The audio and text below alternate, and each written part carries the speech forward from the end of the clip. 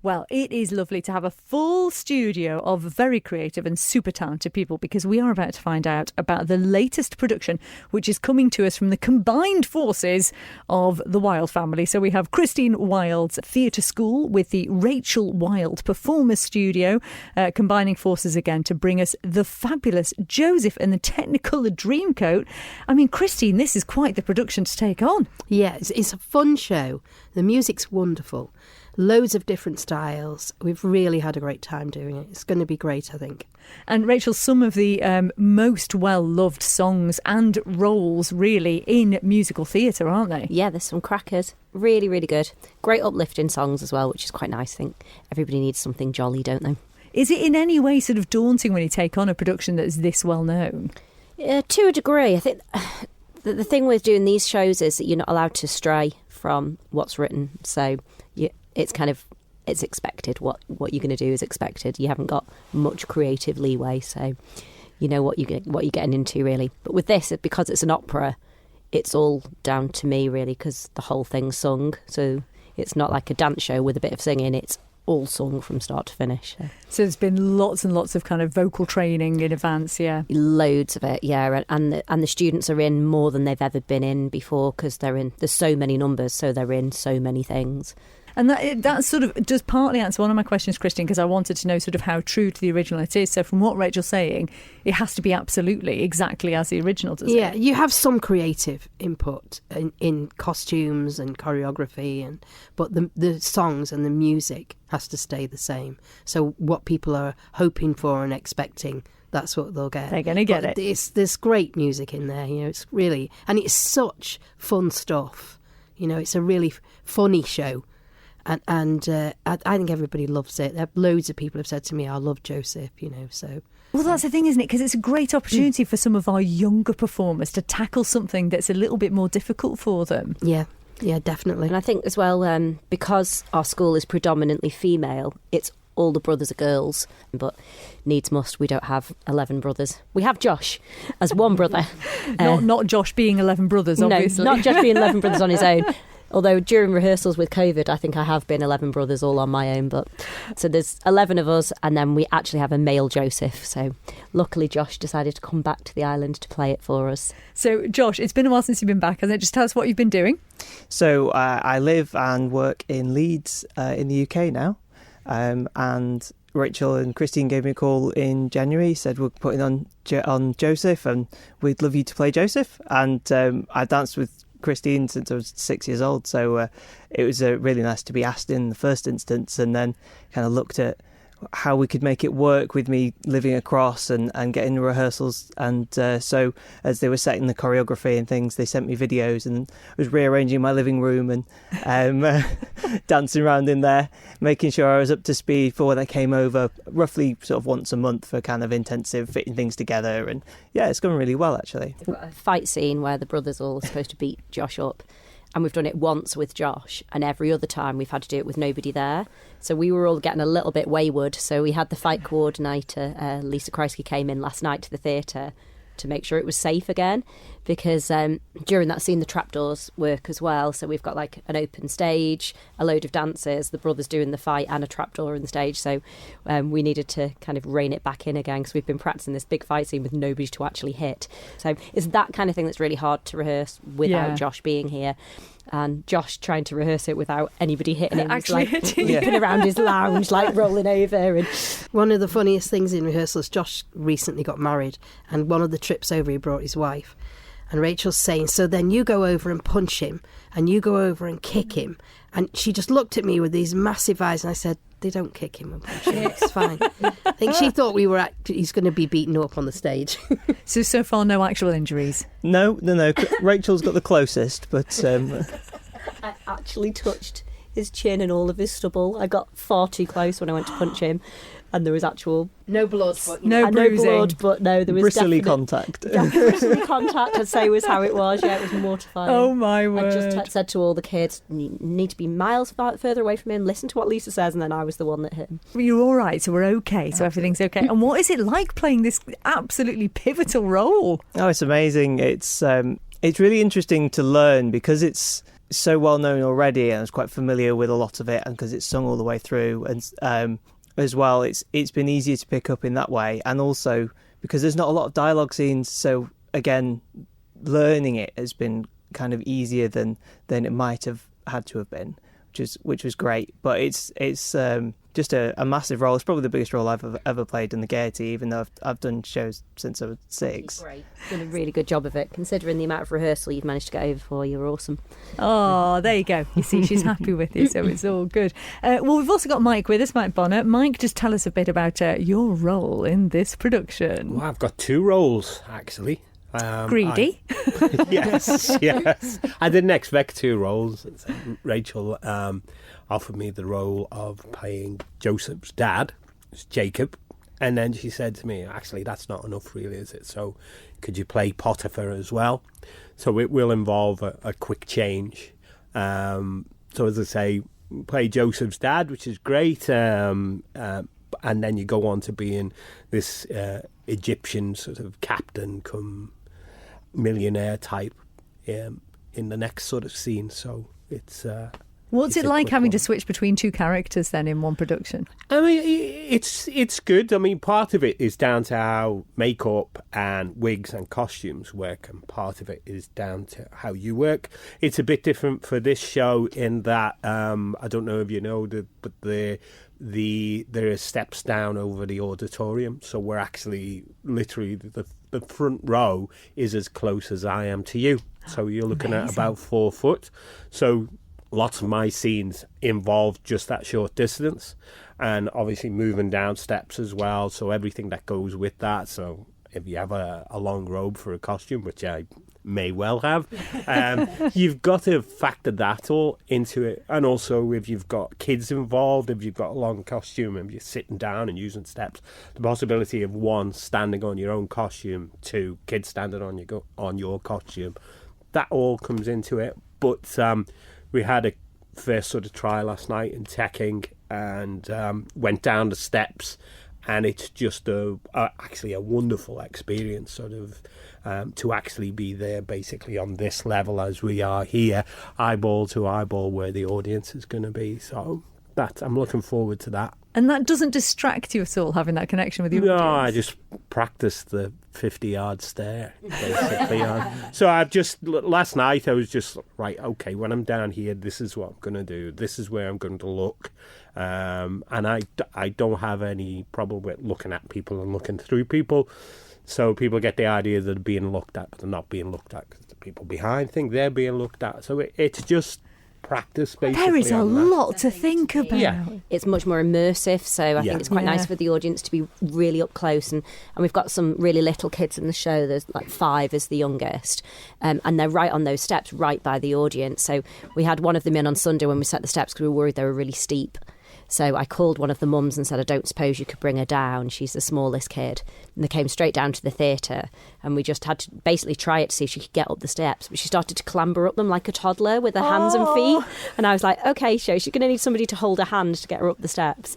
So it was. Now she's galloping up them. Yeah, last night all the kids were just like, we started off like, oh, we're really worried about them. They were just running up and down the steps absolutely fine. So Are you worried about them? I've just come up. yeah. Okay. Yeah, so yeah, it's great, but some of them are so little, and they're just kind of, the steps are almost as big as them.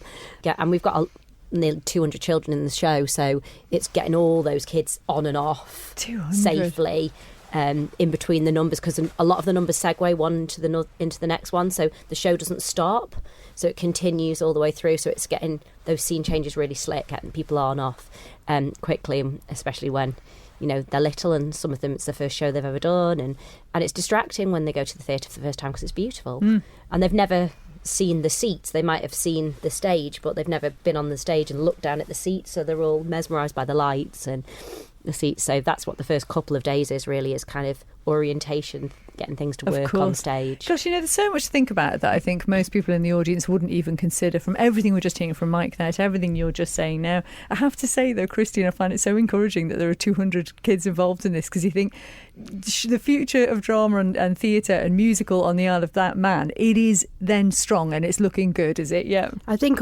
there's a lot of talent here. Yeah. There's a lot of very talented kids.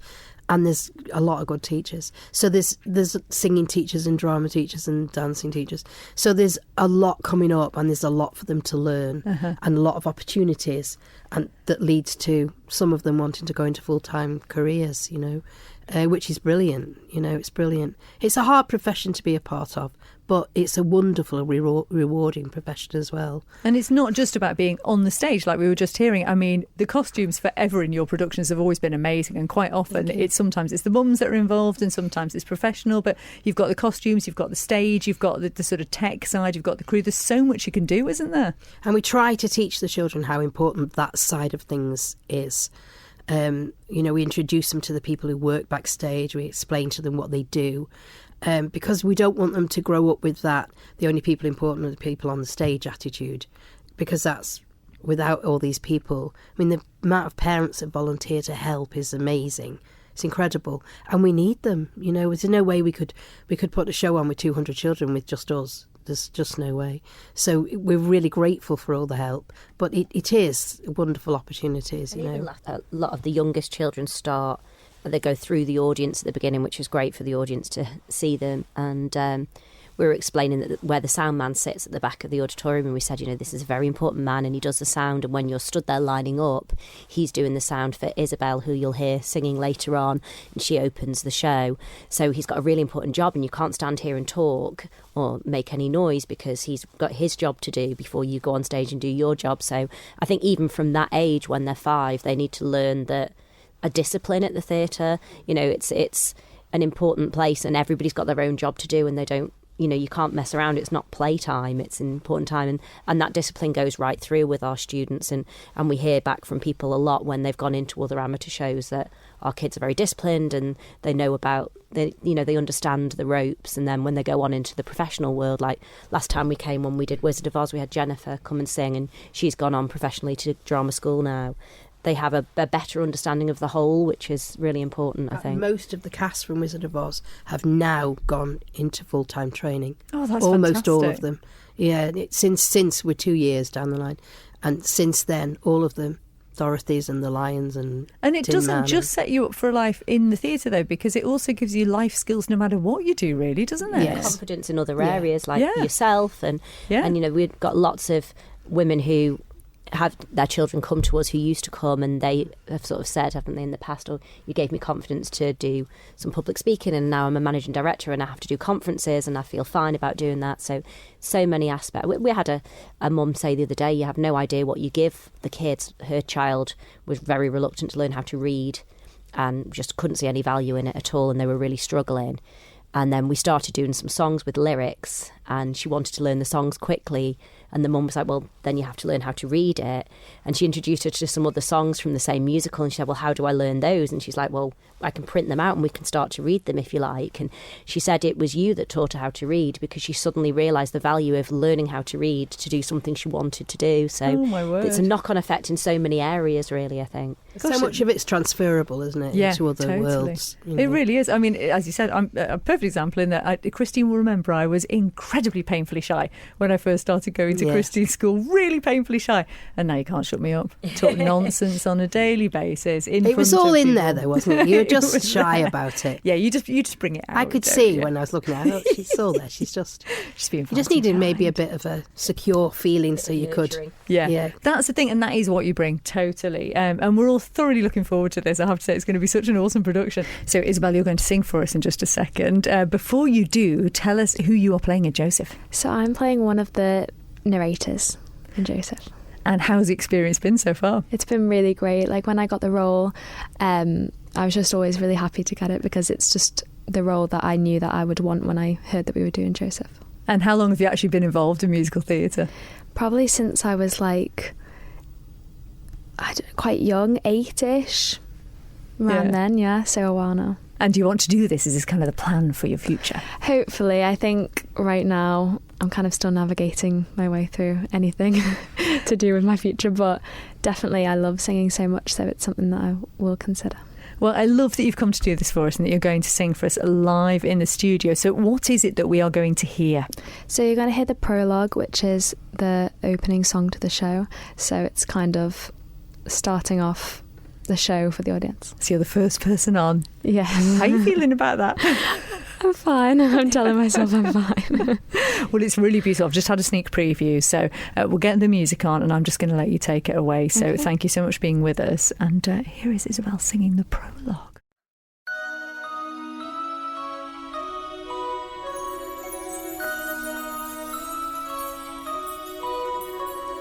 Some folks dream of the wonders they'll do before their time on this planet is through. Some just don't have anything planned. They hide their hopes and their heads in the sand. Now I don't say who is wrong, who is right, but if by chance you are here for the night, then all I need is an hour or two to tell the tale of a dreamer like you. We all dream a lot. Some are lucky, some are not. But if you think it, want it, dream it, then it's real. You are what you feel. But all that I say can be taught another way. The story of the boy whose dreams came true,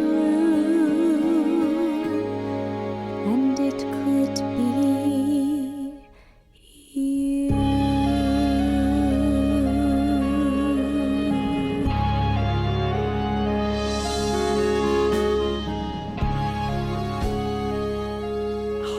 And if that is how this show opens, we are in for an absolute treat. That was beautiful. Your voice is amazing. Thank you so much for that. So Joseph and the Technical The Dreamcoat from Christy and Wild Theatre School and Rachel Wild Performers Studio. It's on from the 8th through to the 14th of October. If you were going to sum it up, Josh, how would you sum it up to get people to come along? It's a fantastic spectacle. It's just as everyone might expect it to be, but with a little bit more. Oh, that's very good. I like the way you teased it. You've probably all got things to go get ready for the show, so I'll leave you all to it, but thank you so much for being with us, guys. Thank you.